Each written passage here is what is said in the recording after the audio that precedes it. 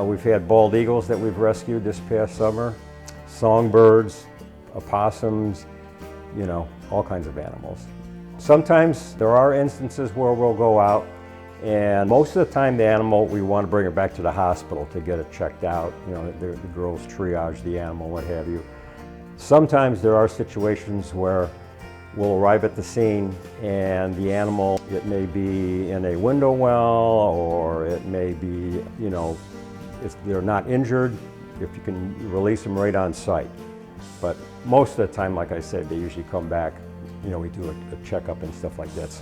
For some serious injuries, we also work with a local vet, you know, for broken bones and things like that. Once the public has obtained the animal and transported it to our hospital, we give them a physical exam, just determining like their injuries, the severity of it, and seeing if they're either a candidate for rehabilitation or euthanasia. So after that, monitor and diagnose, and then we see what the proper course of action from there would be by establishing like a treatment plan and a medication plan, as well as providing them with proper housing. So if they have certain types of fractures, it determines like what type of enclosure they will be in. So if a bird comes in with a keel fracture, they're on cage rest for a minimum of 30 days.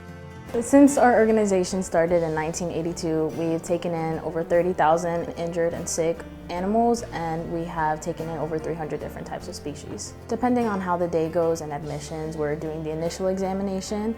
As for ongoing patients, they have you know, their daily care. So if we have a bird that comes in with like a wing fracture, after a certain amount of days, they have to get their wrap changed, and that's where I help the supervisor kind of assess how their progress is to see if they're still a candidate, to make sure that they have full range of motion. We also help clean wounds and just make sure that they're healing properly, making sure that like no fly eggs or maggots or anything are growing in there, and just providing medication as well and tube feedings for animals who are too injured or too sick to feed themselves.